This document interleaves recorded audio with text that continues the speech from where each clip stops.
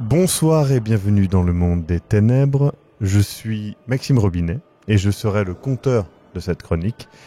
La joueuse sera CC Trouille. Bienvenue dans l'étreinte de la nuit, épisode 11. En rêve, le temps s'accélère un petit peu pour toi.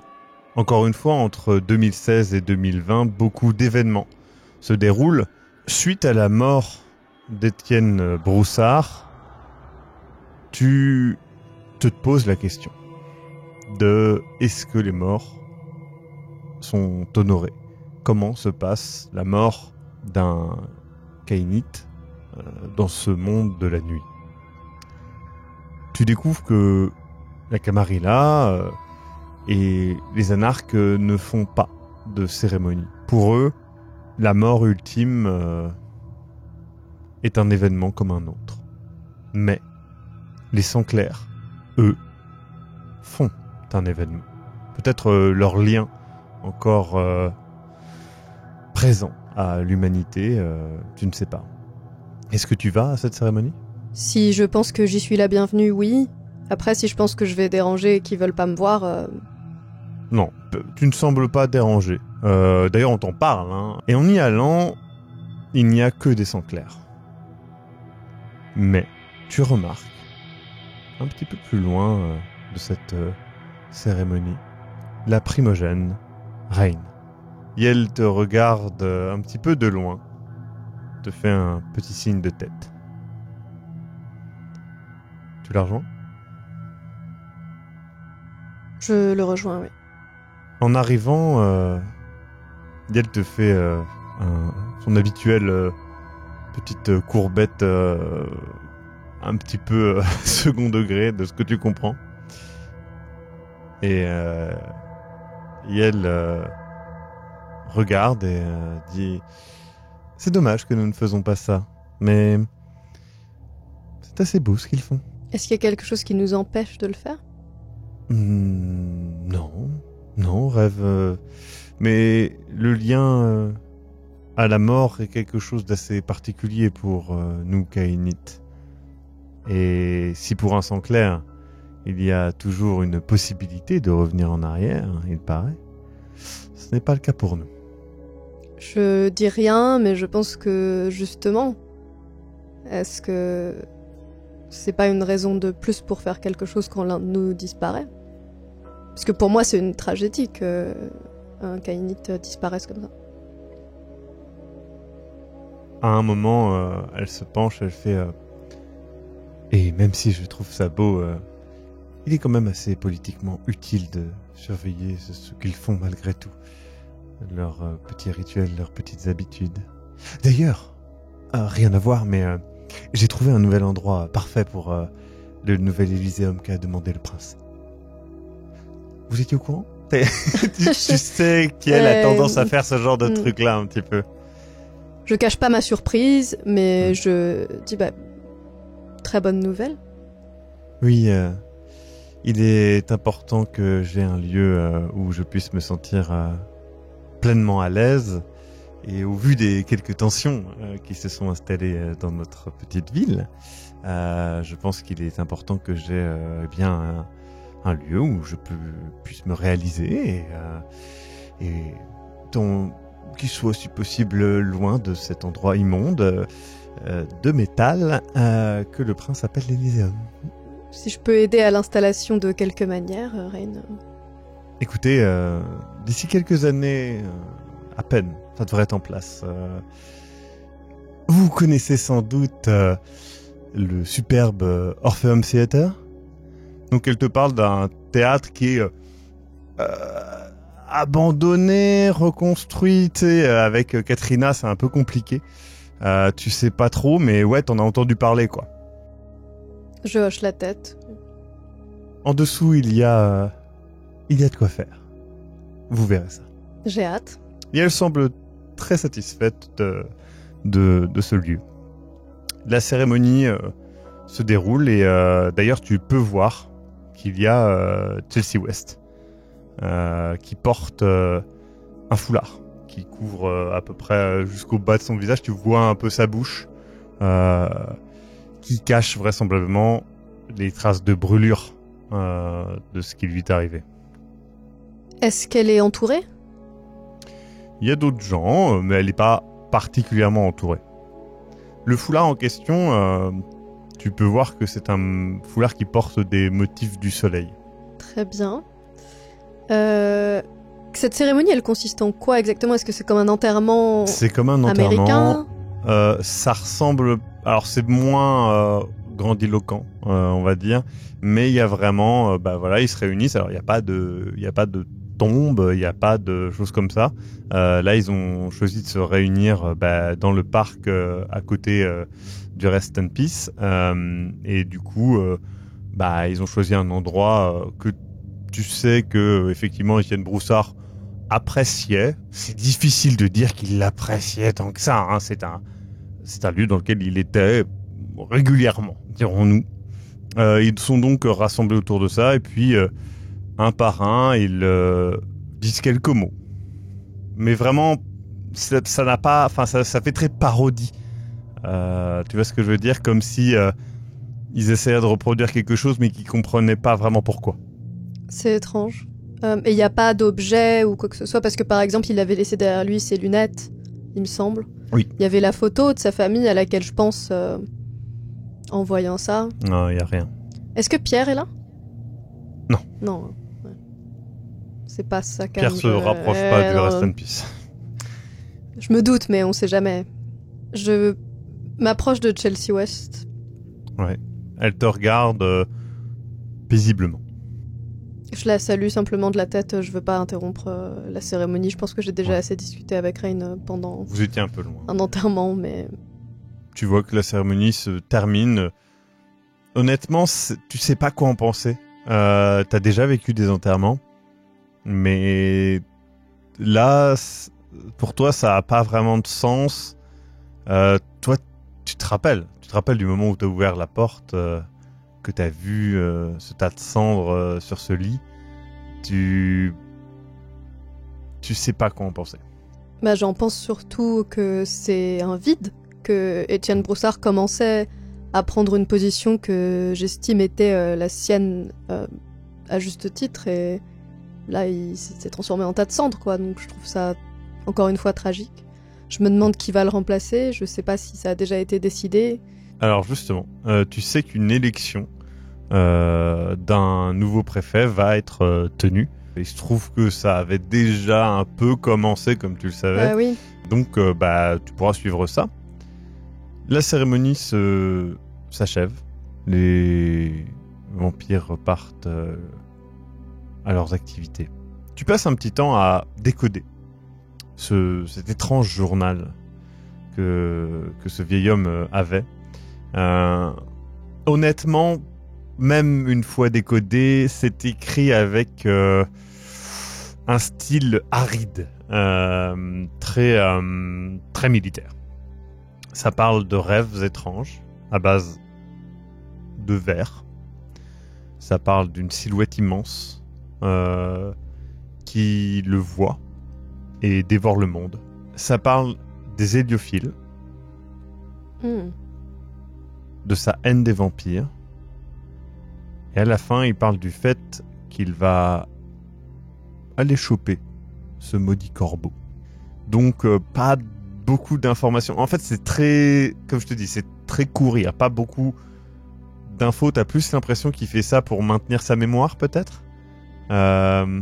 Tu sais pas trop. Je rapproche Hospice de moi en lisant les mots maudit corbeau. J'avais aussi de ce vieil homme les balles. Oui. Effectivement, pour les balles, ça va prendre un petit temps de faire tout ça, de temps de récolter les différents outils que tu as besoin. Ça fait longtemps que tu n'as pas utilisé. Je fais ça moi-même vraiment, du coup. Il y a personne que je connais qui pourrait s'y connaître mieux que moi, militaire. On est d'accord. Tu connais des gens, mais c'est des humains et ça ferait très bizarre d'aller les voir. En gros, en le faisant, tu découvres que ce sont des cartouches Dragon's Breath custom. Dragon's Breath, ce sont des cartouches au magnésium. Ça, tu t'en doutais. Mais custom, parce que effectivement, à l'intérieur, il y a plusieurs éléments. Évidemment, du magnésium, mais aussi des traces de petits lingots, petites aiguilles, on va dire même, d'argent. Et quelque chose que tu mets longtemps à analyser. Des traces de poudre d'ail. Donc tu essaies de comprendre un petit peu, tu te dis que ouais, peut-être qu'il s'est dit que ça marcherait et qu'il a mis un peu tout. Tu sais pas trop. Honnêtement, tu sais même pas si ça aura un effet sur toi. Du coup, est-ce que tu en parles de ces cartouches? Avant d'en parler, je vais acheter de l'ail pour voir si ça fait quelque chose. Parce que je me dis, est-ce que c'était juste les légendes?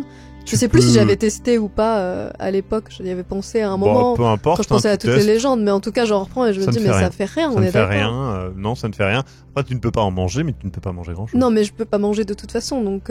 Et l'argent, j'ai pas l'impression que... L'argent ne te... ça fasse quoi que ce soit non plus, donc... Rien, en tout cas, tu n'as pas l'impression. Donc, est-ce que tu en parles? J'en parle à Sokios, parce que c'est mon seul ami, plus ou moins. Ouais. Enfin, les autres sont des alliés, mais je considère Sokios comme un ami, c'est-à-dire que voilà. Sokios te dit que lui, il n'en aurait que faire, mais par contre, que cela pourrait intéresser quelqu'un comme Mademoiselle. Ah j'y avais pas pensé, honnêtement. Parce que quand je pense à Mademoiselle... déjà c'est assez rare, mais les images qui me viennent, c'est pas... Ah oui, c'est pas des images... Oui, tu la vois encore, hein, utilisant ses griffes comme des ouvre-boîtes sur les héliophiles, donc oui, c'est... Je trouve ça extrêmement impressionnant, honnêtement, mais... Ah oui, c'est impressionnant. Mais ça ne me rassure pas plus que ça. Mais je vais quand même essayer de prendre contact avec Mademoiselle. Je pense que c'est pas si difficile. Non, effectivement, elle est souvent à portée du prince. Son statut est assez particulier. Elle est plus ou moins primogène, de ce que tu comprends. C'est pas très clair. Est-ce que c'est une primogène ou une sorte de bodyguard? Tu sais pas trop. Toujours est-il que elle grogne plus qu'elle ne communique, et tu comprends, et elle fait comprendre que elle aimerait y avoir accès et avoir ton rapport complet dessus. Je lui fournis mon rapport complet sur les balles et une des balles. Très bien. Je lui demande de me tenir au courant de ce qu'elle peut découvrir, parce que je me demande si c'est les élucubrations d'un vieux fou superstitieux ou s'il y a quelque chose que j'ai raté. Très bien. En revoyant Mademoiselle, je repense aussi à Bernadette. Oui, la petite vieille, visuellement, qui t'avait un peu perturbé, oui. Qui avait littéralement lu dans mes pensées et qui avait communiqué avec moi par l'esprit, et ça, oui. Autant elle, je l'ai plutôt appréciée, autant ça ne me plaît pas du tout. Et je me demande si il y a moyen de contrer ça, si elle-même, elle peut contrer ça, qu'est-ce que c'est comme genre de pouvoir et qu'est-ce que je peux y faire, parce que le fait qu'on puisse lire dans mes pensées, dans la position dans laquelle je suis, avec, par exemple, mon contact avec Alstrom. Est-ce que tu veux en parler à la Sheriff Khan? Non.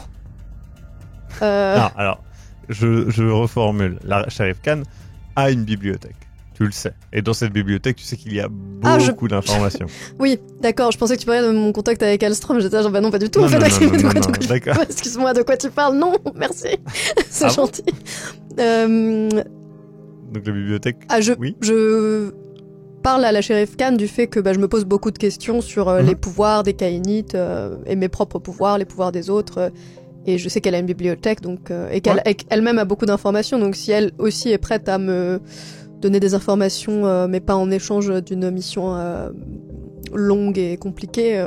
Elle te répond: écoutez, au rêve, ça me ferait plaisir de vous laisser un accès contrôlé, bien sûr, à la bibliothèque. Mais en contrepartie, je vous demanderai une tâche qui peut s'avérer un peu plus ardue que vous ne le pensez. J'ai, de par mon âge, quelques difficultés à appréhender certains aspects technologique. Et j'aimerais que vous m'aidiez là-dessus. Sans que j'ai à passer par... Et c'est tu sais qu'elle regarde un peu dans le vide et tu sais qu'elle parle des Nosferatu. Les Nosferatu, ouais. Mais elle les aime pas? C'est quoi le... C'est juste qu'ils sont toujours... toi, tu t'en rends peut-être pas encore compte, honnêtement. Non, ils ont tous été tellement sympas, à part Mademoiselle qui me fait un peu peur, mais... En fait, et tu le comprends de plus en plus avec le temps, les Nosferatu sont sympathiques avec toi. Mais en fait, tu leur donnes beaucoup d'informations. Et ils aiment beaucoup les informations. Et donc, toi, ça ne te dérange pas avec Sokios, pour le moment. Mais tu le remarques un petit peu plus avec Mademoiselle. Oui. Tu le remarques aussi avec Onoskelis. C'est quelque chose que, quand tu leur donnes une source d'information, ils la prennent et ils la gardent. Hein. Ils te donnent les informations, mais généralement, ils gardent les éléments. Par exemple, le disque dur de la boîte noire, entre guillemets, de Étienne Broussard, tu l'as donné à Onoskelis, mais du coup... elle t'a pas... Elle, le but, c'est qu'elle a gardé toutes les données quand même, tu vois ce que je veux dire? Donc tu sais qu'il y a quand même une sorte de... un échange qui est toujours en leur faveur, mais à un point où toi, tu sais même pas si ça a une valeur, mais en termes de données, c'est sûr qu'ils gagnent toujours plus de données à la fin. Et c'est quelque chose qui ne t'a, pour l'instant, pas dérangé, mais qui pourrait un jour s'avérer problématique. Et tu sens que chez la Sheriff Khan, c'est quelque chose qui l'agace. Or, toi, tu ne fais pas ça. C'est vrai, mais il y a aussi le côté où tout le monde fait un peu ça. C'est vrai. Chez les Kainites, donc c'est plus clair chez les Nosferatu, du coup ça me dérange moins à la limite. Parce qu'ils sont assez clairs sur le fait qu'ils veulent certaines choses. Mademoiselle par exemple, à qui je viens de parler, m'a dit clairement est-ce que je peux avoir accès à ça? Moi je peux plus rien en faire, donc... Alors que les autres sont très fourbes, je trouve, par rapport aux Nosferatu. Non, vrai. Alors pas la baronesse, mais elle a d'autres problèmes. Ça, c'est sûr. Mais moi, ça me dérange pas. Après, Sokios, moi, si il s'avérait que Sokios me trahissait, ça me ferait vraiment de la peine parce que j'estime que c'est mon ami. Les autres, je leur dis... Oui, je suis prudente quand même avec Onoskelis, Mademoiselle et... Mais peut-être un peu moins, honnêtement, qu'avec la shérif et d'autres. Du coup, tu gagnes cet accès à la bibliothèque qui va prendre de la valeur au fur et à mesure du temps. Nous y reviendrons. Suite à ta mission fortement réussie, Sagramor a vraiment fait en sorte que tu sois mise en avant près de sa sire, la baronesse. Malgré tout, avec le temps, les relations entre la Camarilla et les anarques ne font que s'envenimer. L'élection est tenue et c'est Chelsea West qui remporte. Étant une sang claire, toi tu vois ça comme une grande avancée. Et c'est dit comme ça, mais avec le temps, tu remarques qu'elle se laisse plus facilement écraser que Étienne Broussard. Et surtout face à la shérif Khan, qui en profite plutôt allègrement. De nombreux territoires des anarques tombent aux mains de la Camarilla. Ça, tu le constates. C'est quelque chose qui est un peu compliqué à gérer parce que toi t'es entre les deux, hein, donc voilà. Mais c'est un fait. Ça me plaît moyennement cette affaire. Est-ce que je peux essayer de soutenir Chelsea d'une quelconque manière, de me rapprocher d'elle, en tout cas d'être là pour elle, quoi? Parce que c'est quand même... Je me souviens des pep talks littéralement que j'ai eu avec Étienne Broussard et des conversations qu'on avait et j'essaie de reprendre un peu ça avec Chelsea parce qu'elle a quand même une certaine position et je pense que c'est bon pour tout le monde que elle la prenne, même si j'entends que c'est compliqué. Et après, je le fais pas de manière désagréable ou... Oui. Tu n'as pas de score en politique, mais tu as des scores en astuce. Tu arrives à lui parler. Mais tu sens que elle ne t'écoute pas comme Étienne t'écoutait. Tu sens que la relation avec elle est plus compliquée. Je t'accorde un deuxième jet pour percevoir quelque chose. On va dire manipulation, empathie. C'est plus ton fort. Ou pas. Alors, tu sens qu'il y a quelque chose qu'elle te cache. Est-ce que c'est quelque chose par rapport à elle, par rapport à quelqu'un d'autre? Tu ne sais pas. Malheureusement, tu vois que votre relation est pas au niveau de celui que tu avais avec Étienne Bossard. Après, c'est vrai que ça s'est fait pendant des années avec Étienne Bossard. Là, elle, tu la connais depuis quelques mois. Après, mon but c'était qu'elle se sente pas seule. Oui, qu'elle se sente pas seule. Tu sens qu'elle n'est pas seule, qu'il y a peut-être quelqu'un d'autre qui l'épaule d'une manière ou d'une autre. Ok.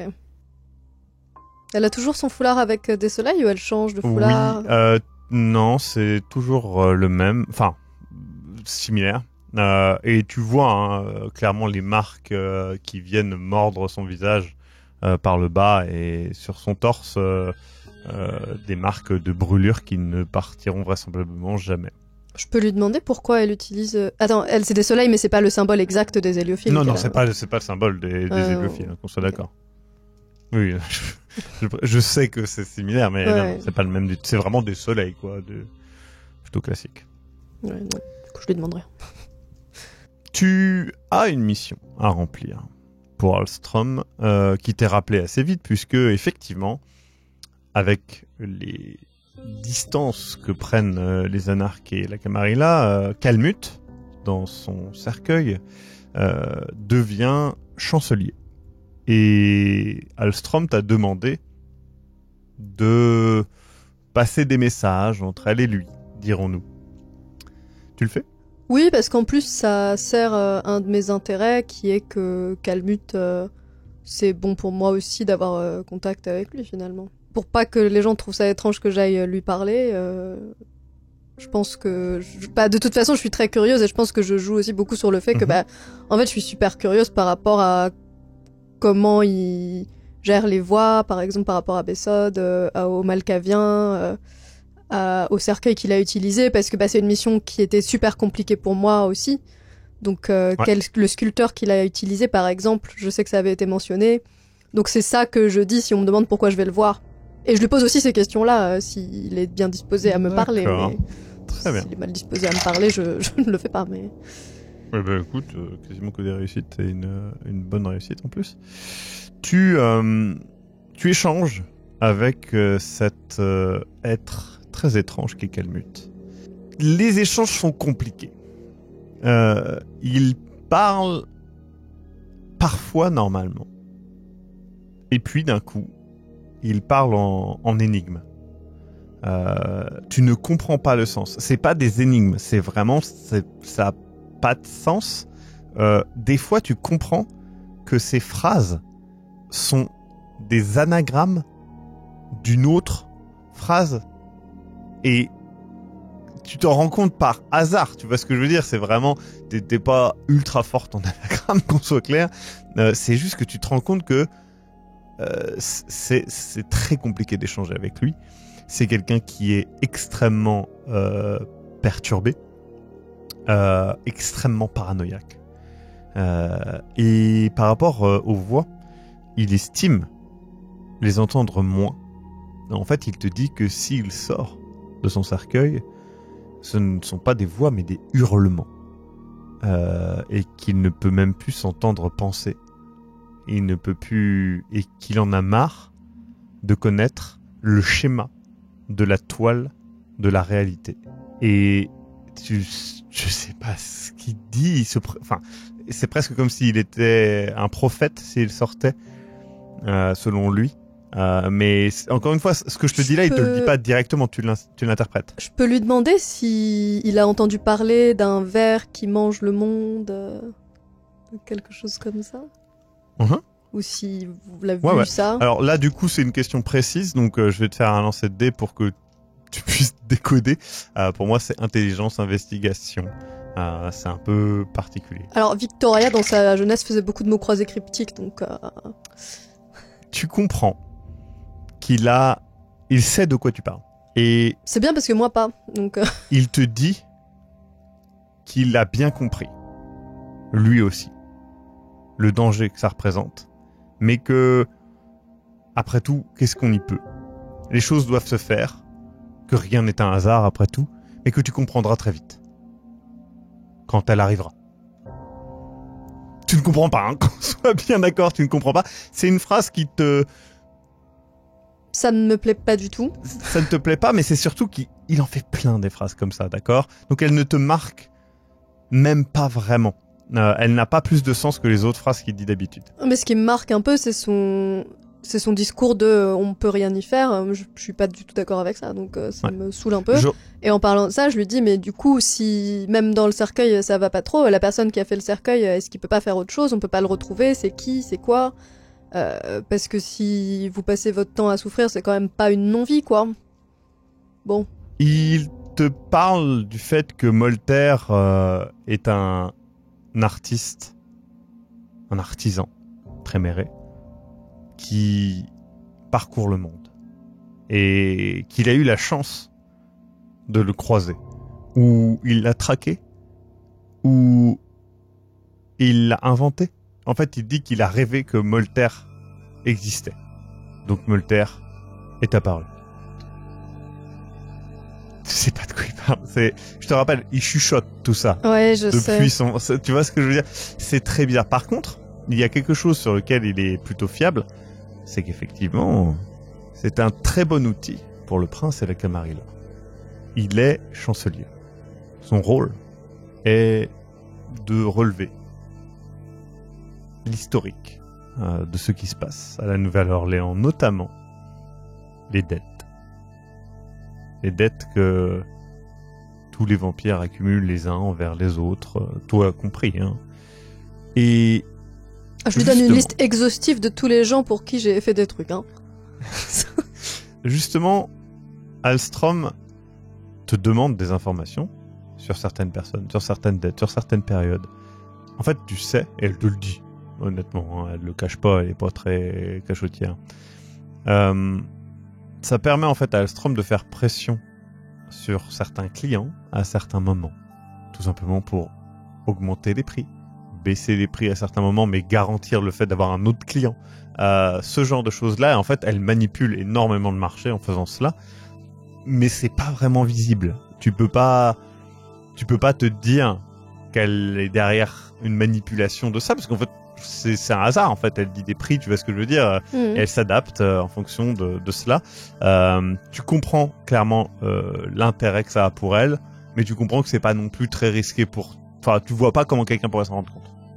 Alors en plus de ça, je lui fais même passer plus d'infos si je vois des trucs qui peuvent l'intéresser et qu'elle m'a pas demandé. Comme on dit, get that bag, franchement, fais tes thunes, meuf. Alstrom... je sais pas comment elle le prend, mais... Elle a une relation très bizarre avec toi. Hein. Tu sens qu'elle... Bah elle m'aime pas, mais je m'en fous, quoi. Alors, elle t'aime pas, mais ça va au-delà. Elle teste tes limites très régulièrement, notamment, encore une fois, avec Hospice. Par exemple, elle a pris l'habitude qu'à chaque fois qu'elle le voit, elle doit le caresser. Tu sais que ce n'est pas par plaisir. Elle fait ça comme une sorte de preuve qu'elle a, eh bien... une sorte de moyen de pression sur toi en faisant ça, et ni Hospice ni toi n'apprécient, hein, qu'on soit bien d'accord. Mais j'apprécie pas, mais je lui fais comprendre que de toute façon tout le monde a des moyens de pression sur moi, j'ai l'habitude. Donc partant de là, après son affaire avec les prix, etc. Moi, je trouve que c'est bien. Écoute, ça permet à Pierre surtout de vivre Pierre, plus à l'aise. Donc voilà. Puis ils sont indépendants, je trouve ça bien. Ça me fait penser à Kreftine où je sais pas où il est, je sais pas comment il vit d'ailleurs. Mais tu sais pas trop. Tu le croises au fur et à mesure des années, peut-être une fois. Il est assez distant, un peu perdu dans ses pensées lorsque tu le croises. Il est toujours un peu comme ça, honnêtement. Tu sais pas. Honnêtement, ta vie est tellement... Enfin, il se tient en dehors de la vie de la Nouvelle-Orléans. Il te l'a toujours dit. Et du coup, tu comprends que toi, tu peux pas, en fait. Toi, tu peux pas t'en éloigner de la Nouvelle-Orléans.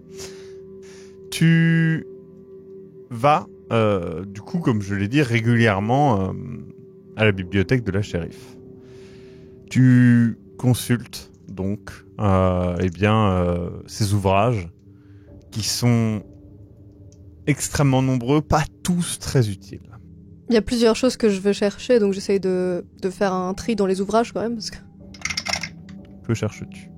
Il y a une chose que je voudrais chercher, c'est que tout le monde passe son temps à me dire oui, c'est un tréméré, c'est un machin, c'est un truc, et en fait, personne m'a vraiment jamais expliqué exactement ce que ça voulait dire. Ils font des petites remarques, des pics, des trucs comme ça, mais je sais pas si c'est un vrai truc, les clans. Parce que par exemple, il y a des choses que Bernadette, elle peut faire, ça je veux chercher qu'est-ce que c'était, comment ça marche. D'accord. Est-ce que moi je peux faire ça ? J'ai pas l'impression que je peux faire ça. Tu cherches donc, et tu découvres un peu plus sur les clans. Déjà, les Brujahs. Les Brujahs étaient nommés le clan des philosophes. Ça me fait un peu rire quand je pense à la baronne brésilienne. C'est ça. Ils sont plus vus à l'heure actuelle comme des agitateurs, des provocateurs. Ils raisonnent difficilement avec logique, car tu sais tu apprends qu'ils cèdent facilement à la bête. Les gangrels, quant à eux, sont proches de la nature. Effectivement, Alstrom semble être de cette catégorie. On les dit capables de s'allier aux lupins et ils peuvent se transformer en animaux, tu l'as constaté. Mais c'est bien précisé que ça ne serait pas qu'une seule forme. Et ils ont des faiblesses particulières ? Tu comprends que ils peuvent avoir, du fait de l'aspect animal, des difficultés, parfois même à exister dans la société humaine, à s'exprimer même, de par ce lien avec la bête en eux, qui est très particulier. Des difficultés à s'exprimer un peu dans la société caïnite aussi, on dirait. Donc, ça semble être le sous-texte. Tu découvres enfin le fait que les Malkaviens sont donc appelés les fous. Certains disent qu'il y aurait une réalité, une sorte de génie dans leur démence, qu'ils pourraient percevoir l'avenir. Leur faiblesse, pour toi, est évidemment cette folie apparente, cette démence. Les Nosferatu sont marqués d'un corps difforme et monstrueux et passionnés par les informations à un point maladif, qui est difficile de contrôler pour eux. Ce qui est leur faiblesse et leur point fort. Les toréadors, comme Rain, sont eux obsédés par le beau. Ils sont très bons manipulateurs, mais ils peuvent se perdre dans cette obsession pour le beau à un point où ils peuvent ne pas supporter d'être dans un endroit qu'ils considèrent laid et en être impactés comme si tu étais en présence d'une très mauvaise odeur. Les trémérés, comme ta chère shérif ou cette délicieuse Bernadette, sont surnommés, ou étaient surnommés, les usurpateurs. Ils auraient obtenu leur immortalité et leur statut de vampire par le biais d'un rituel interdit. Il y a de cela plus de 1000 ans. Tu apprends qu'ils étaient soumis à une structure hiérarchique assez stricte, mais suite aux événements de 2008 à Vienne, comme tu le sais, ils sont un peu plus libres, dirons-nous, mais aussi plus faibles. Et tu apprends leur faiblesse, qui te semble évidente maintenant. Ils ne peuvent pas se lier par le sang à quelqu'un. Et tu te rends compte que la shérif ne l'a jamais fait avec toi. De toute façon, il n'y a que le prince et la baronesse qui l'ont fait. Le préfet ne l'avait pas fait non plus. Le préfet, de toute façon, c'était pas dans son caractère. Mais clairement, elle aurait très bien pu te l'imposer. Mais... C'est super intéressant pour Auref parce que sa théorie, c'était que le prince et la baronesse l'avaient interdit. Probablement. Ou avaient dit que c'était eux qui se liaient par le sang avec moi et... Voilà. Justement, vu qu'on parle du prince, les ventreux.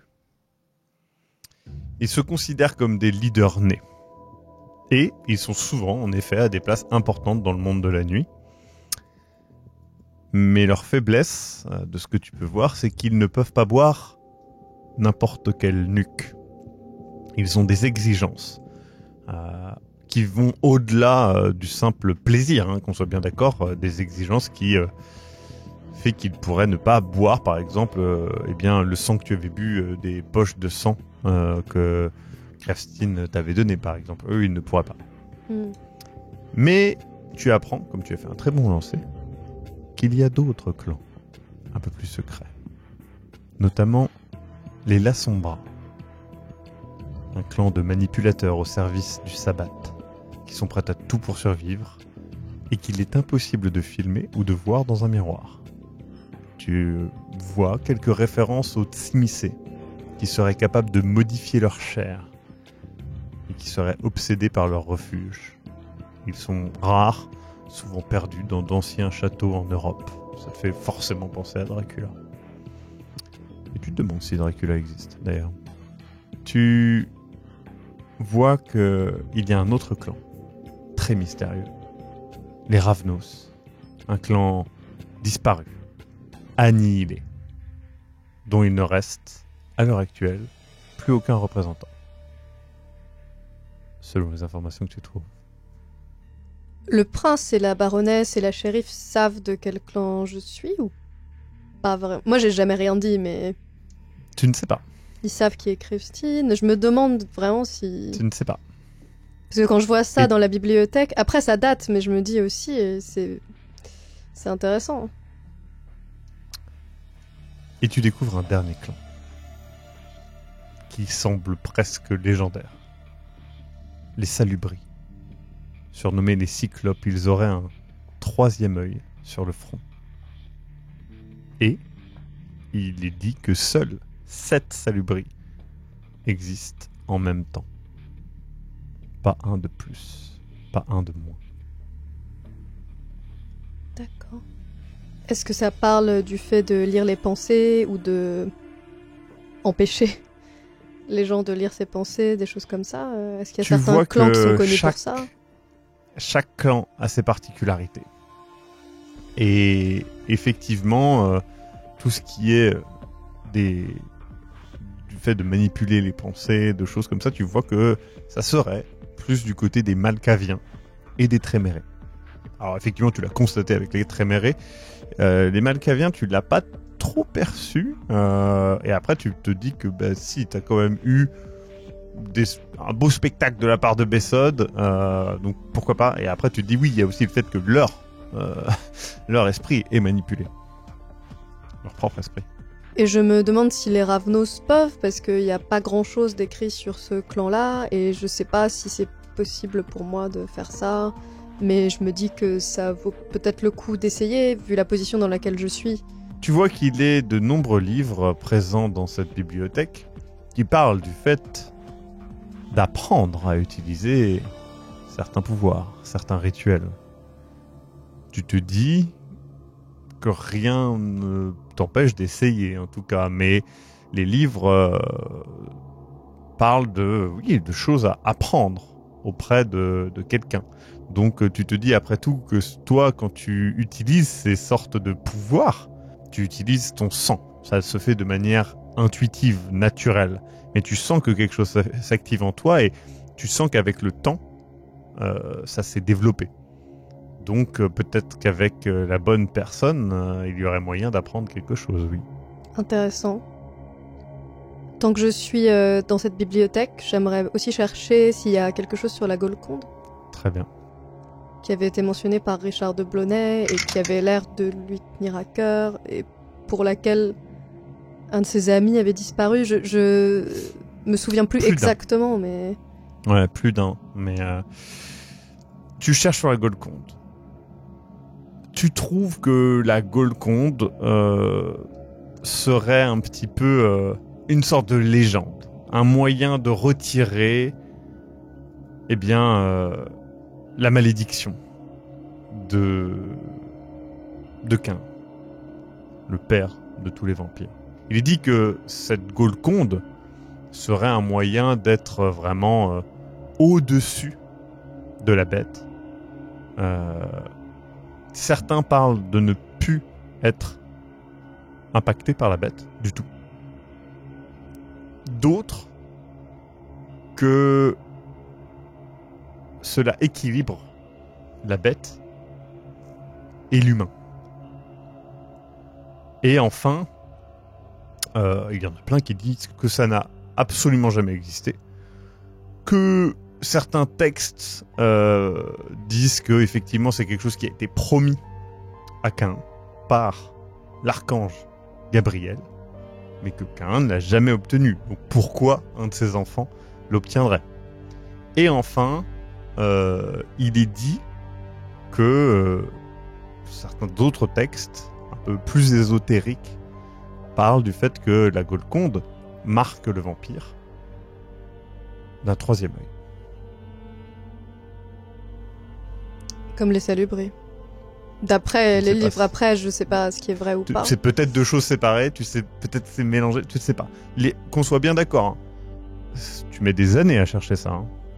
Bah oui, j'y vais régulièrement. Qu'on soit bien d'accord, c'est pas... Et je me demande si...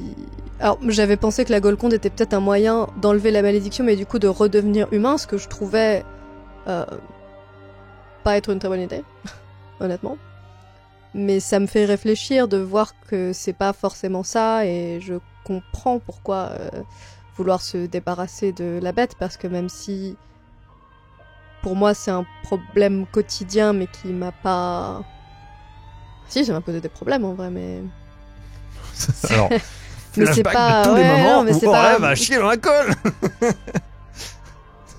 Mais je voyais ça comme une contrepartie obligatoire à la force, oui, et au pouvoir que j'ai maintenant, mais... Évidemment. C'est intéressant. Je me demande comment va Richard de Blonay et si il est vivant. Je me demande si je peux le chercher. Pas dans la bibliothèque, j'entends bien qu'il n'est pas là. Il arrive, il rentre. Tu fais cette recherche. Tu auras les résultats un peu plus tard. J'aide la shérif en contrepartie avec les nouvelles technologies. Je sais pas si elle a des demandes précises ou si c'est plus général. Ces demandes sont plus sur l'utilisation des réseaux. Honnêtement, toi, tu connais pas trop grand-chose à tout ce qui est... voilà, ces choses qui commencent à prendre de plus en plus de place entre 2016 et 2020. Twitch, YouTube, TikTok, Instagram, Facebook, Twitter. Tout ça évolue très vite déjà pour des humains, mais alors pour un vampire qui est peut-être plus vieux vieux de plusieurs siècles, c'est compliqué. Donc toi, tu sais pas trop. Donc est-ce que tu demandes des conseils à Antoine, Sokios, Onoskelis? À Antoine. Ou toi-même? Antoine, très bien. Oui, parce que... Mais après, des conseils... oui, ça dépend. Peut-être simplement en parler. Oui. Parce que lui dire que moi, ça fait quelques années que je m'y intéresse plus trop. Mon téléphone, il est un peu vieux, je veux le changer. Qu'est-ce qu'il y a de nouveau? Qu'est-ce qui a changé? Et du coup, je lui demande un peu tout ça. Il t'en parle. Tu vois que ses connaissances sont...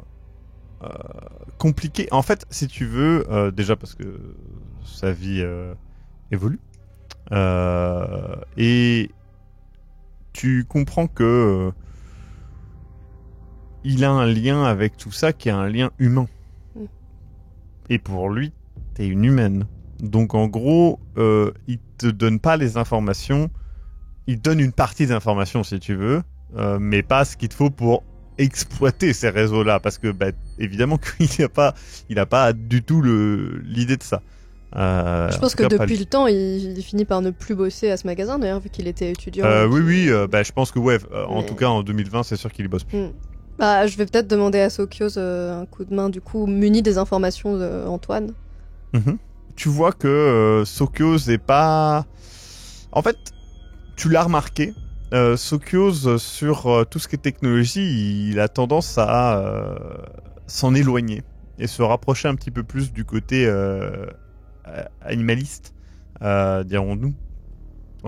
Et du coup, il t'oriente vers Onoskelis, comme il l'avait fait il y a maintenant quelques années. Au passage, comme je le vois régulièrement, je lui parle des clans un peu... je lui parle des salubris. en tout cas. Et je lui demande si lui a entendu et je lui dis ce que j'ai lu dans la bibliothèque.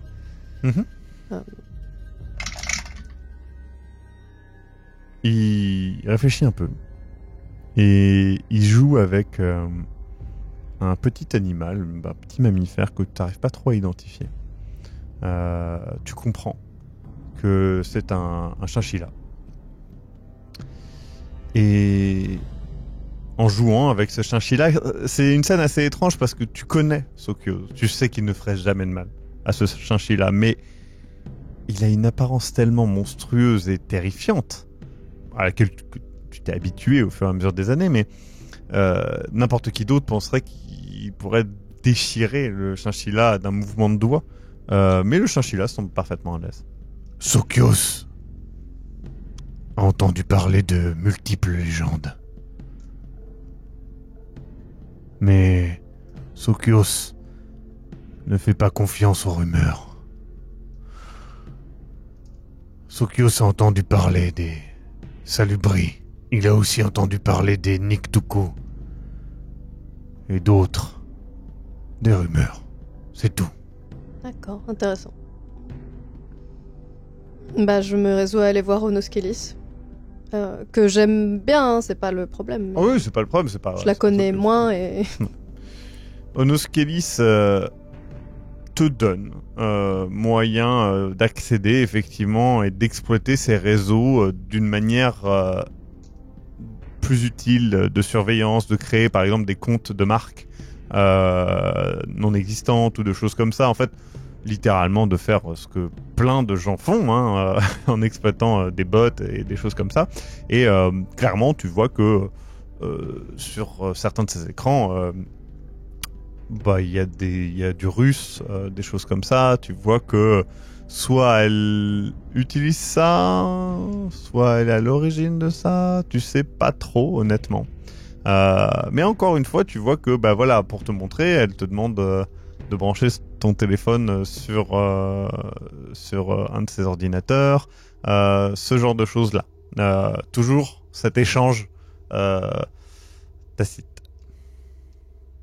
Après, il n'y a rien de particulièrement compromettant sur mon téléphone, honnêtement. Donc, mais je vais peut-être changer de téléphone après. Tu reviens donc à la bibliothèque avec, plutôt vers la shérif, avec ces informations-là. Et elle te remercie. Elle discute d'ailleurs un petit peu avec toi de quelques éléments, notamment du fait que il y aurait à l'heure actuelle beaucoup de mouvements dans la Camarilla, notamment à Chicago, et certains pensent que il y aurait les La Sombra qui rejoindraient la Camarilla et que ça l'intéresse fortement puisque c'est un clan qui était clairement allié du Sabbat, comme tu l'as lu, et tu trouves ça un petit peu étrange, honnêtement. Elle semble elle un peu passionnée par tout ça. Je lui pose des questions du coup, parce que alors, est-ce que c'est des rumeurs? Est-ce qu'elle en est sûre? Est-ce que les La Sombra vont rejoindre la Camarilla? Pour l'instant, c'est des rumeurs. Comme ça, pourquoi prendre des gens qui étaient dans le Sabbat? Est-ce qu'il y a des conditions? On va sûrement leur poser des conditions si jamais... Elle espère qu'il y aura des conditions, parce que oui. c'est un peu dangereux quand même, non? Elle dit que de toute façon, il faut faire confiance à Jackson, qui est le prince de Chicago, qui de toute façon est un allié certain de la Camarilla et qui fera le bon choix. Selon elle, le bon choix c'est de les accepter en échange peut-être d'informations ou de quelque chose qui les met face au mur. Toujours est-il que maintenant les informations vont mettre un petit peu de temps à arriver, puis ça va se décanter avec le temps. Je pense qu'une autre chose que je veux faire, c'est que muni des informations sur le fait que les Trémérés et les Malkaviens, vraisemblablement, ont un rapport avec la magie de l'esprit, des pensées. Je sais même pas trop comment qualifier ça, honnêtement. Je vais demander à Bessod, que je vois quand même régulièrement, hein, je le dis pas forcément, mais c'est comme Sokyose, je l'aime bien. Je dirais pas que je suis amie avec elle parce que c'est compliqué. On est d'accord. Mais je la trouve fascinante. et Elle... plutôt plaisante. Et je pense que je vais lui demander, clairement. D'accord. Donc que lui demandes-tu clairement ? Si elle aussi peut lire dans mes pensées, si elle sait comment bloquer ça, et je lui parle de Bernadette et de ce qui est arrivé, et je lui demande si elle sait ce que c'est, si elle sait comment ça marche. Ton échange est, comme toujours, un petit peu ésotérique, dirons-nous, avec Bessod. Elle t'explique qu'elle peut t'apprendre comment utiliser ton sang pour contraindre quelqu'un à t'obéir. Mais elle te demande une contrepartie. Elle t'explique qu'elle a vu des cibles, des gens en rêve, et qu'elle ne peut se nourrir que de rêves. De quoi ? Elle se nourrit de rêves, Bessod ? C'est comme ça qu'elle s'exprime. Ok. Et ces cibles, tu le comprends, ne sont pas des personnes précises, mais des personnes qui répondent à, en tout cas, des poupées qu'elle t'amène. Il y a une poupée d'une danseuse étoile, une poupée d'un... Ça semble être, pour toi, un professeur, et tu regardes, il a une sorte de livre un peu, tu sais, c'est une sorte de livre, t'as déjà entendu parler, genre le Necronomicon ou un truc comme ça, tu vois. Un peu un occultiste, quoi. Et une petite fille.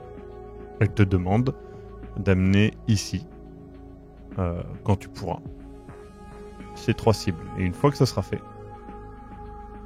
elle te donnera accès à ce pouvoir. En tout cas, elle essaiera de te l'apprendre. Elle te prévient que il y a une chance que ça ne marche pas, hein, mais qu'elle fera tout pour que ça marche. Et qu'elle fera tout ce qui est possible. Et que c'est un pouvoir qui apprend à contraindre les gens et qui pourrait éventuellement m'apprendre à masquer mes pensées. C'est la même... Elle t'exprime le fait que ça serait très utile pour toi et que elle peut te montrer comment ça marche là tout de suite. Et elle te dit de danser comme la poupée. Et tu te rends compte que tu le fais. Je danse bien. Écoute, tu danses comme la poupée. Du mieux que tu es physiquement capable, donc tu es largement capable de danser comme la poupée. Stylé. Donc tu comprends que oui, ça a un impact sur ça maintenant. Est-ce que ça te donnera accès à plus ? Tu ne sais pas. Ça dépendra de ton sang, certainement. C'est déjà bien. Après cette petite danse, je réfléchis à ce qu'elle m'a demandé. Elle veut que je lui amène les 3 personnes en même temps ou Non. Je vais y réfléchir. Mm-hmm. Le fait qu'elle me dit qu'elle se nourrit de rêves, ça me... Parce que je repense ça te fait un peu penser à Calmut qui a dit oui. que Molter était un rêve qu'il a amené. Et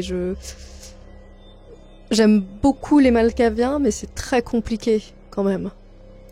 Et je me demande, honnêtement, moi qui suis plutôt terre à terre, s'il n'y a pas une forme de vérité dans le fait qu'il voit peut-être une autre réalité. Je sais pas, ça me perturbe un peu. Mm. Elle m'a donné les poupées ou elles sont encore chez elle ? Oui, elle t'a donné les poupées. Ok. Comme ça, tu te dis peut-être qu'il y a des éléments que tu vois pas et que tu verras si tu vois quelqu'un. Oui, c'est pour ça. C'est... Je garde vraiment cette mission à l'esprit. Peut-être même que j'essaie d'aller voir un ballet ou quelque chose comme ça. Mm-hmm. Alors, la danseuse étoile, tu peux en trouver une. Une petite fille aussi. L'occultiste un peu plus difficile, mais après t'as des contacts... On est à la Nouvelle-Orléans. Oui, voilà, c'est pas... Je pense que je sais plus ou moins où trouver un occultiste. Honnêtement, il y a beaucoup... Après, il y a beaucoup de charlatans. C'est vrai. Mais après, il n'y a rien qui dit que c'est vrai. Parce que pour moi, il n'y a pas vraiment de... Alors, pour moi, quand j'étais humaine, il n'y avait pas vraiment de vrais occultistes. Là, en tant que vampire, je me demande justement si en fait, il y a des humains qui sont occultistes, qui sont des sortes de sorciers. Il y a bien les sangs clairs qui font une sorte de magie et je me questionne là-dessus en cherchant un occultiste. En vrai, je prends carrément les pages jaunes. Enfin, c'est pas les pages jaunes. Ouais, tu trouves, j'estime que les 3 cibles, tu peux les trouver. Même des cibles qui ressemblent un peu, d'une certaine manière, à ces poupées. Est-ce que tu passes à l'acte ? C'est pas mon genre de victime habituelle, mais c'est pas pour moi, donc je pense que oui, au jour... Pardon. Maintenant, ça fait tellement d'années que je suis plus humaine, que mon rapport à l'humanité a vraiment changé, et je les regarde un peu comme on pourrait regarder un chat, un chien ou même un poulet, honnêtement. Ça dépend des fois, il y a encore des moments où... la petite fille, ça me pose quand même un peu problème. Une sorte de reste de peut-être ma vie humaine de médecin, de militaire, où on dit toujours défendre la veuve et l'orphelin, tu vois. Je me dis, est-ce que je peux pas trouver une petite fille qui est malade ? Est-ce que ce serait pas du coup lui faire... presque lui rendre un service si elle souffre. J'essaye un peu de justifier mon acte et je me demande en même temps pourquoi j'essaye de justifier mon acte. Très bien. Mais je le fais. Tu arrives sans aucun problème à les convaincre de te suivre jusque là-bas. Et ils montent ces marches. Tu entends des bruits après que tu n'arrives pas vraiment à identifier. Puis Bessod te fait monter. Par ses poupées, elle t'apprend à manipuler l'esprit des gens. Tu mets pas mal de temps à comprendre comment utiliser ton sang pour ça. Et de ce fait, tu en apprends plus sur tes pouvoirs, sur toi. Et du coup, tu accèdes à de nouveaux pouvoirs qui te permettent de cacher derrière un masque, dirons-nous. Mental. Un masque mental, tes émotions et tes pensées. Alors, juste une question. Quand je remonte pour voir Bessod, je ne vois pas de traces des humains ? Non. Aucune. Ok. Je précise que du fait de cette action, tu perds 1 en humanité. Je me doute. J'ai dû passer longtemps avec Bessod quand même. Ça a pris du temps et tu remarques effectivement que ton lien avec la vie humaine, avec la société humaine est un peu plus faible qu'avant. Tu te demandes si c'est ça, vieillir, pour un vampire. Je me demande si Hospice va vivre aussi longtemps que moi, du coup. Tu ne sais pas, pour le coup. 2 choses te reviennent. La première, c'est que tu m'avais dit que tu voulais enquêter un peu plus sur la mort de ta sœur en 2016. Aucune information ne ressort spécialement. Aucune information publique. Même dans les rapports de la police, etc., si je demande à Stucky ? Non, il n'y a rien. Rien du tout. Et par contre, tu obtiens des nouvelles de Richard de Blonay. Ah ! Il est mort. Ah ! En 2019, suite à une frénésie incompréhensible. Et tu te rappelles qu'il était arrivé la même chose à ses amis. Ouais, je me souviens. Et que c'était ce qu'il craignait. Il est mort où ? Il est mort, à Pittsburgh.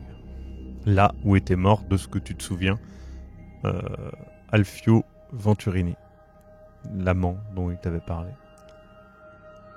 Je peux me renseigner sur la situation à Pittsburgh ? C'est la Camarilla qui a la main sur la ville ? Est-ce que oui, c'est... Ouais. La Camarilla, et de ce que tu comprends, c'est une ville où il y a eu effectivement plusieurs cas comme ça, d'anciens vampires qui entrent en frénésie. Ce qu'on te fait comprendre comme étant quelque chose qui peut arriver, mais tu vois qu'il y a une réponse très rapide et un peu sèche de la Camarilla par rapport à ça, en mode fouille pas. C'est assez étonnant, pas comme s'il cachait quelque chose, mais comme s'il voulait pas en parler parce que ça soulève des questions. Après, tu sais que Krefstine t'avait dit que ça serait la même chose si tu parlais des antédiluviens, et du coup, tu te demandes si ça a pas un lien. Et c'était la shérif qui m'avait demandé d'aller chercher Richard de Blonay. Oui. Je lui ai dit, du coup, je lui demande si elle était au courant qu'il est mort en 2019. Elle te regarde et elle fait... Oui, je l'ai malheureusement appris. Mais j'ai eu d'autres nouvelles plus satisfaisantes. Vous vous rappelez que nous avions parlé des La Sombra, il y a de cela quelques mois? Oui, qui allait rejoindre la Camarilla à Chicago, peut-être? C'est fait. Kevin Jackson leur a proposé un terrible pacte qu'ils ont accepté. Chaque place dans la Sombra est offerte par un de leurs anciens du sabbat, donné avec un pieu dans le cœur. Quoi? C'est-à-dire qu'ils donnent leurs anciens avec un pieu dans le cœur pour obtenir une place à la Camarilla. Gagnant, gagnant. Ouais, enfin... Et une autre bonne nouvelle. Tu vois qu'elle est... Il y a de cela quelques semaines, donc on est en 2020 là. Il y a de cela quelques semaines, un baron anarque est mort à New York City. Ce qui est une bonne chose. Un de moins. Mais je croyais qu'on était déjà plus assez de Kainit, donc peut-être que la mort de nos semblables n'est pas une si bonne nouvelle. Est-ce qu'on devrait pas essayer d'œuvrer tous ensemble pour ne pas se faire dépasser par les humains ou d'autres choses?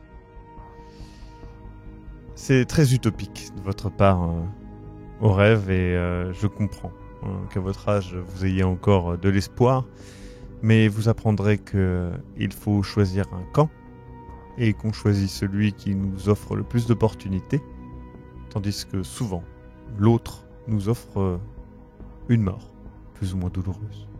Après, si on meurt tous écrasés par des tanks quand l'armée va se rendre compte de ce qui se passe, Anarque, Camarilla ou Autarkis, ça changera pas grand-chose. C'est pour ça aussi que je vous demande des informations sur les technologies, pour nous prémunir, et de toute façon vous avez été un outil très utile pour nous protéger grâce à vos systèmes de sécurité et autres, même si nous le savons, ils ne sont pas infaillibles, malheureusement. Novembre 2020 arrive. Et pendant toutes ces années, j'ai quand même plutôt réussi à éviter le prince et la baronesse, et ça, c'est vrai. Ça n'a pas de prix. Tu changes un petit peu avec les années de style vestimentaire, ton style étant bien plus adapté à des années précédentes, et puis honnêtement, tu avais envie de changer peut-être. Les années 2010 s'éteignent. La présidence de Donald Trump s'achève. Les pubs de Juan Lafonta, qui était dans toutes les têtes de la Nouvelle-Orléans, semblent bien loin. Je vous invite à chercher, les gens. Le Covid a changé le monde, rendant la vie des non-morts à la fois plus facile et beaucoup plus dure. Et tu es justement en train d'attendre Sokios à un rendez-vous au zoo Audubon. Tu as amené avec toi des épisodes de Dracula, la série de la BBC et de Netflix, ainsi que des épisodes de What We Do in the Shadows que vous n'avez pas fini de regarder. Autour de toi, les animaux sont assez nerveux. Ce n'est pas la première fois, honnêtement, qu'il manque un rendez-vous. À chaque fois, il semble gêné et te donne une raison qui te semble bidon, mais tu cherches jamais trop à aller chercher plus loin, puisque tu te dis qu'il a le droit aussi à sa vie privée. Quelque chose te fait presque bondir, c'est que ton téléphone sonne. C'est qui? Stucky.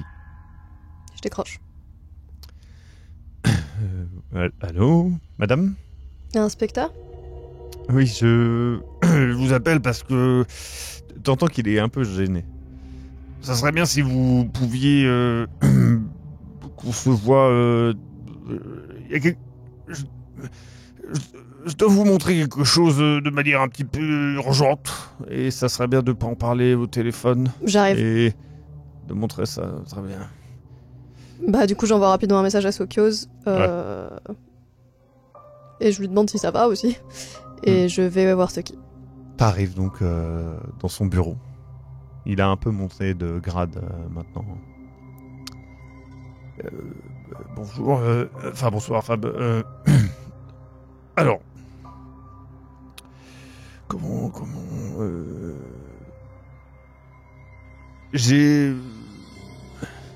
Quelqu'un a disparu. D'accord. Bon, jusque-là, ça on s'en fout. Sauf que dans le service, ils ont commencé à mettre une photo de lui que j'ai prise et il te montre la photo. Et il dit... il pointe la femme sur la photo. La personne qu'il te pointe sur cette photo, cette femme, est Victoria Femme, ton ancienne vie. Et à côté d'elle, de toi, Paul Femme. Et je me suis dit que... Enfin...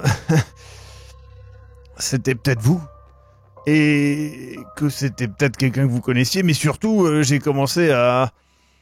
Ça fait 2 jours qu'il est disparu, alors je me suis dit que c'était important de peut-être retirer ça de la circulation, mais du coup j'ai cherché. Et vous rappelez, vous m'avez demandé par rapport à votre sœur. Oui.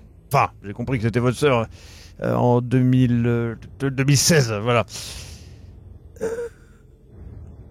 Et je peux remarquer qu'il n'y a aucun fichier disponible sur aucun des membres de votre famille, si ce n'est votre père qui est mort en 2017, de cause naturelle. Et ma mère qui est morte aussi.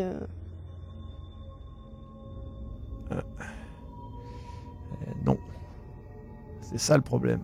C'est que moi je me rappelle que c'est passé par ici. Et je me rappelle que il y avait des fichiers. Il y a des fichiers qui ont été supprimés, d'autres qui bug.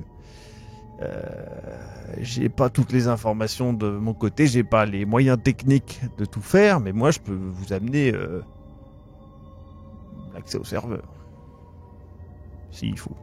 Oui. Si vous y connaissez plus. Oui. Je pense direct à Onoskelis et je me dis bon. Et du coup, Paul a disparu depuis 2 jours, c'est ça? Oui, 2 jours. Alors, dans quelles c'est circonstances? Suspect, mais le problème, c'est ce que je vous dis, c'est que tout s'efface au fur et à mesure. C'est-à-dire que cette photo, j'ai eu de la chance de la trouver. Si je l'avais pas vue, si je vous avais pas reconnu dessus, ça serait passé à la trappe comme le reste. Écoutez, déjà merci. Tout à fait normal. Et là je me dis que je le remercie alors qu'en fait il est sous mon contrôle, mais en même temps c'est tellement naturel et je suis un peu soulagée qu'il l'ait fait que voilà. Et pour l'accès au serveur, on fait comment? Le plus tôt sera le mieux. Je veux pas vous cacher que... Mais il faut que j'amène quelqu'un? Est-ce que vous pouvez me donner l'accès à distance? Oui, comment ça se passe? on peut s'arranger. Non, amenez quelqu'un. Ça sera le plus simple. On va pas déplacer tout ce bordel. Non, je vais trouver une excuse pour fermer tout ça. Y a pas de souci, de toute façon. Parce que, tu sais, il commence à parler dans sa barbe de comment il va faire. Tu t'en fous, honnêtement, comment il va faire. Ah oui. Je reviens avec quelqu'un. Très bien. Je m'arrange d'ici 1 heure. Ça sera vidé pour le reste de la nuit. Parfait. Je repars extrêmement perturbé par cette histoire. T'es un peu chamboulé, tu comprends pas, et tu entends qu'au bout d'un moment tu marches et tout, il y a quelqu'un qui te parle. Et tu te retournes, et en fait il a un flingue. Il est en train de te parler, et il fait « Allez ma belle! Allez! T'as pas compris? Allez !» Je lui intime de baisser son arme. Let's go! Il baisse son arme. Je me nourris. Je vais dans un endroit discret. Évidemment pas en pleine rue comme ça. Hein. Mhm. Je me dis... Tu ne le vides pas entièrement, même si c'est pas loin de te passer par l'esprit. Par contre, je lui prends son flingue. Très bien. Et sa thune aussi. Très bien. Le mec est par terre, dans un coin de rue. Bon, on dirait juste un mec bourré, hein. Honnêtement, c'est pas... Tu es donc... Je regarde ses papiers d'identité vite fait quand même. C'est pour... Voilà, il a un nom à consonance russe peut-être, mais bon, ça te dit rien en tout cas. Tu le gardes en tête hein, quand même. Mais bah oui, tu peux prendre une photo si tu oui, veux, oui, hein, c'est juste parce que je suis un peu perturbée avec l'histoire de la police et je me dis, Oui. attends... Ok, bah je vais aller voir Onoskelis. Est-ce que Sokios m'a répondu? Sokios t'as pas répondu. Non mais ça m'inquiète. Je vais voir Onoskelis. Bah je me signale avant, je lui demande si je peux venir. Mais... Oui, t'inquiète. Onoskelis te répond. Et donc tu vas bien toujours au même endroit, hein, cette base souterraine secrète dans le cimetière. Donc tu lui expliques, je suppose. Je lui demande si elle a vu Sokios récemment.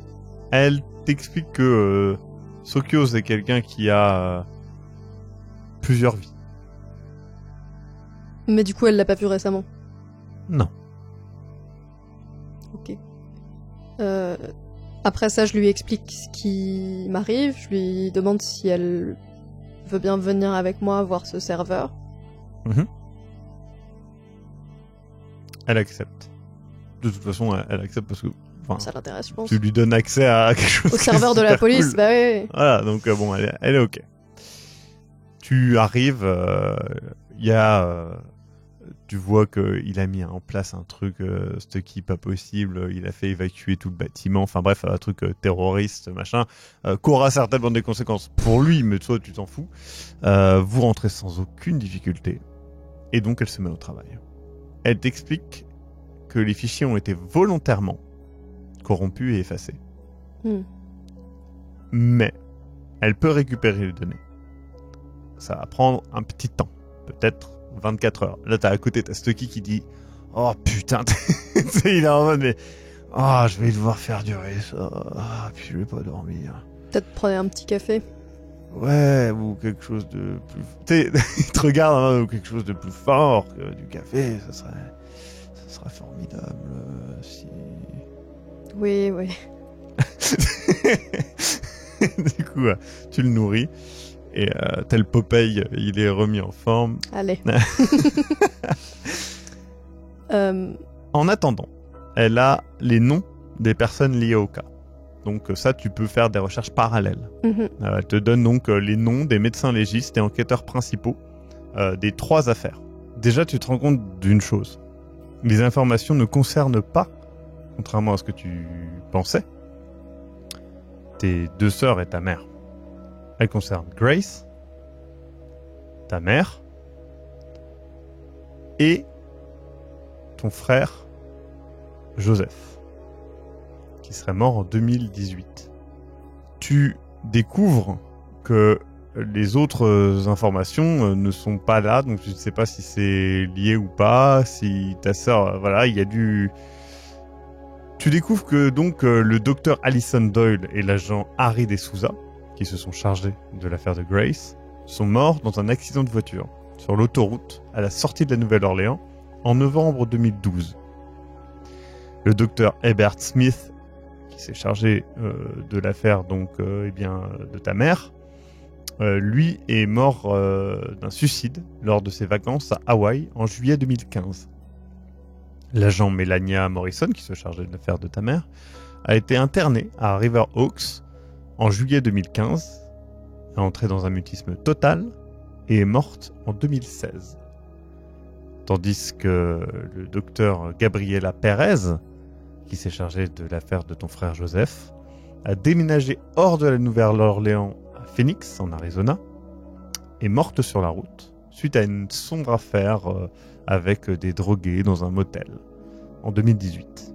Et enfin, l'agent Isidore Mirande, qui se chargeait aussi de l'affaire de Joseph, est tombé dans le coma suite à un accident domestique en 2018 et il a été débranché par sa famille en 2019. Tous les gens qui ont été en contact avec cette affaire sont morts. De manière plus ou moins explicable. Mais surtout, ça te fait penser au fait que, oui, ta sœur serait morte apparemment dans des causes explicables, tout comme ton père. Mais rien ne le prouve et qui dit qu'il n'y a pas eu des choses... Est-ce qu'il y a des photos de l'époque où Grace est morte de la scène de crime ? Parce que je l'ai vue rapidement par la fenêtre, mais... Justement, il se trouve que Onoskelis a fini sa recherche. En tout cas, une grande partie. Il y a des photos de toutes ces affaires. Et des points communs. À chaque fois, les yeux ont été crevés, les mains ont été mises sur le torse, et dans les mains, au milieu de cette main, une spirale a été gravée. Dans tous les corps. Et c'est la fin de cet épisode. On se retrouve la semaine prochaine pour la suite de l'étreinte de la nuit. Je rappelle que la suite est directement disponible dès maintenant sur le Tipeee. C'est peut-être l'occasion de s'y mettre pour avoir la conclusion de cette affaire, peut-être. Retrouvez tous les épisodes de l'étreinte de la nuit disponibles sur YouTube et sur toutes les plateformes de podcast en audio sur vampirv5.fr.